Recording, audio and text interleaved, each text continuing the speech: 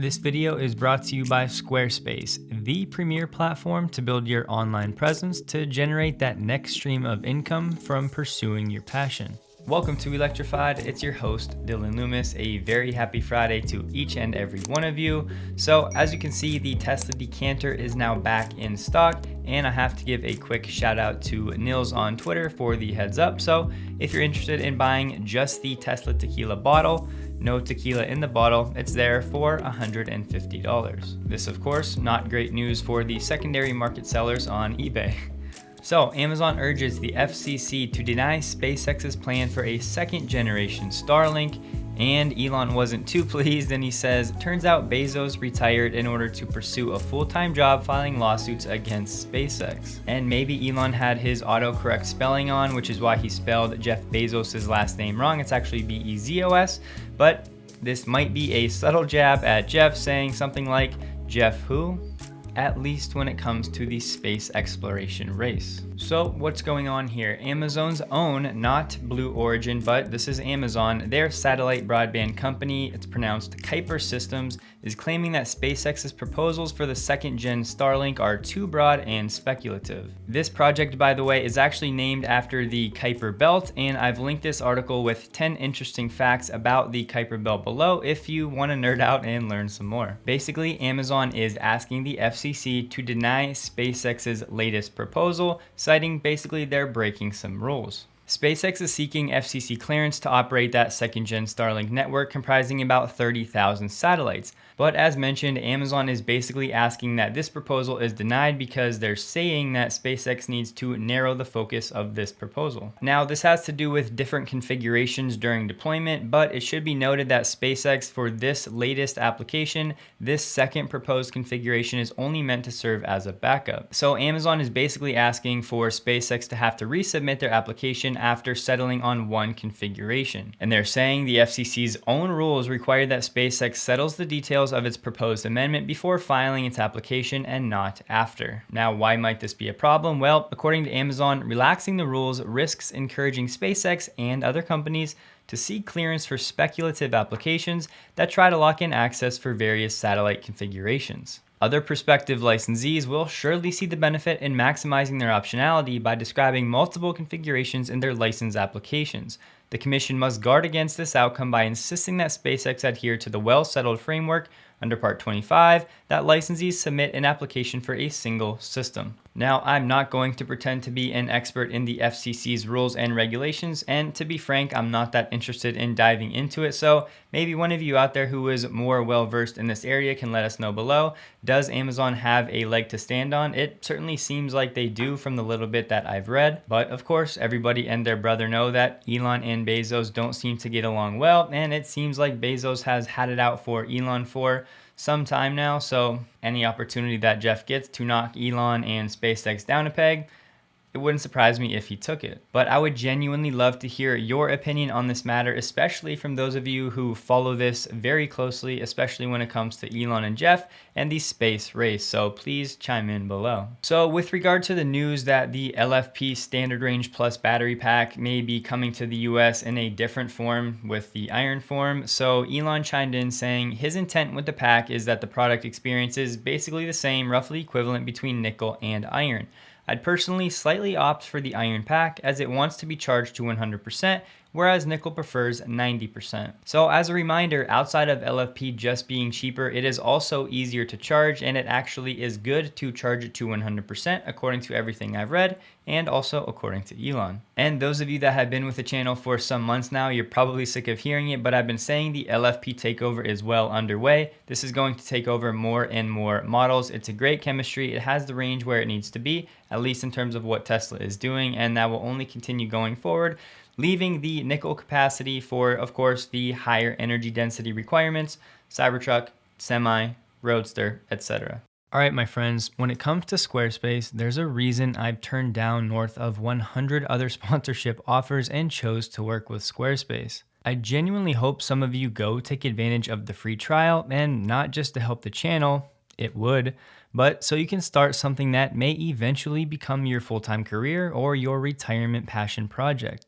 Squarespace has everything you'll need: email campaigns, websites that are optimized for mobile, stellar SEO tools, gated content so you can establish memberships for your community, galleries to show off your photos and your travels, and the list goes on. It has that drag and drop ease, so no matter what your comfort level with technology, Squarespace will make the process enjoyable and easy. Check out squarespace.com for a free trial, and when you're ready, go to squarespace.com/electrified to save 10% off your first purchase of a website or domain. A Tesla subsidiary in early August filed an application with the Public Utility Commission of Texas to sell power directly to the retail market. Tesla told state regulators it intends to build two giant 250 megawatt batteries, one at Giga Texas and the other outside of Houston. So previously in other locations, Tesla would sell their battery packs to other companies who would then essentially use them and then take care of actually distributing the electricity to the grid.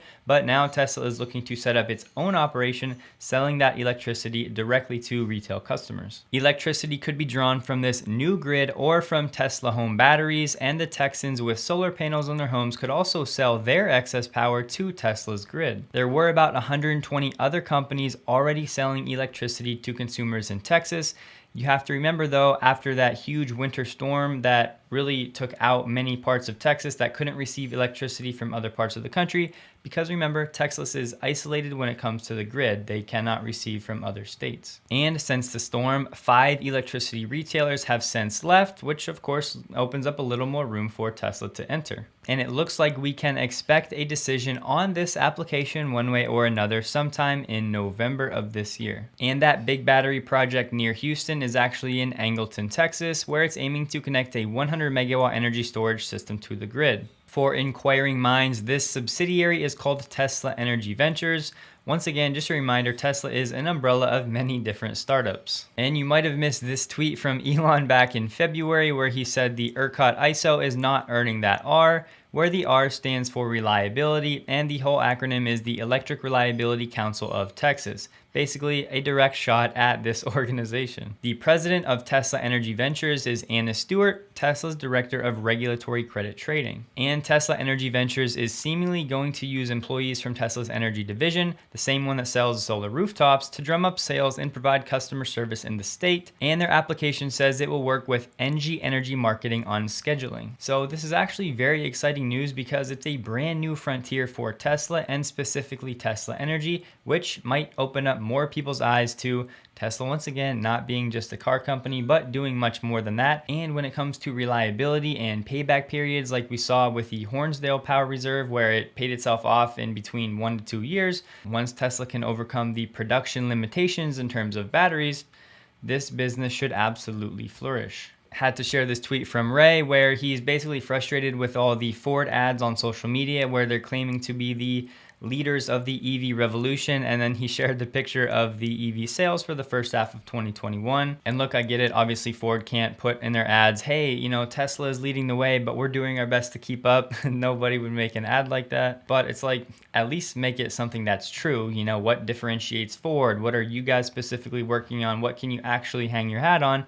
I understand it might not be much at this point, but you got to come up with something because you're not leading the EV revolution, I can tell you that much. The Model Y becomes Norway's best-selling EV in August in less than 1 week. And here we have confirmation with a chart. So the Model Y, 204 sales just on this day in the chart, and for August leading the way. Yes, only by 3 units, and yes, we're only talking 600 units here, but at the same time, this is only a few days of data, and it's a sign of good things to come in this new market. Galley on Hyperchange shared a video last night with an update on the 4680 production. Not really anything new, but it might be worth your time to watch. The gist of it is the Model Ys coming out of Giga Berlin and Giga Texas, most people and most sources are saying they're going to start with 2170s, probably the non-structural pack, until Tesla can ramp up the 4680s. Once again, not really new, but just a good FYI. The big reminder though that I want all of you to know is that most consumers aren't going to care what battery pack is in the Tesla. Yes, the Tesla community, we're crazy and we're like hyper focused on everything and I love it, it's great. But the average consumer and the general public is not going to care what the battery form factor is. They're just going to care about the basics like price and range. And the rumors are that even when the 4680s are up and running, it's not going to lead to some increase in range on the Model Y, although it could, but Tesla's strategy is rumored to be simply less materials, lower cost, keeping the range the same. So honestly, from a user standpoint, you wouldn't be able to know if the car has 4680s or 2170s. And this way, Tesla doesn't have to deal with selling one version with 4680s and set ranges and prices, and then a different version with 2170s and different ranges and prices. Rivian apparently is filing for an IPO, seeking an $80 billion valuation, which would make it the 6th most valuable car company in the world, displacing GM at around $72 billion and Daimler around $90 billion. This having not delivered any vehicles yet. So Waymo is apparently going to stop selling their LiDAR self-driving car sensors. This ends a 2-year effort to sell these LiDAR sensors to other companies. Basically, they were shooting for economies of scale, thinking, hey,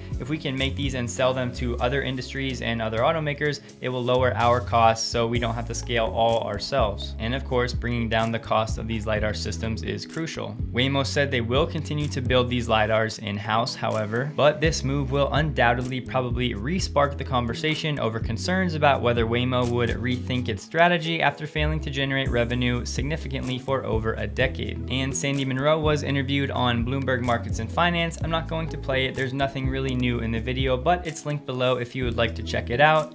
That's all for today. Please take a second to like the video. If you did, I hope you have a wonderful and safe weekend, and a big thank you to all of my Patreon supporters.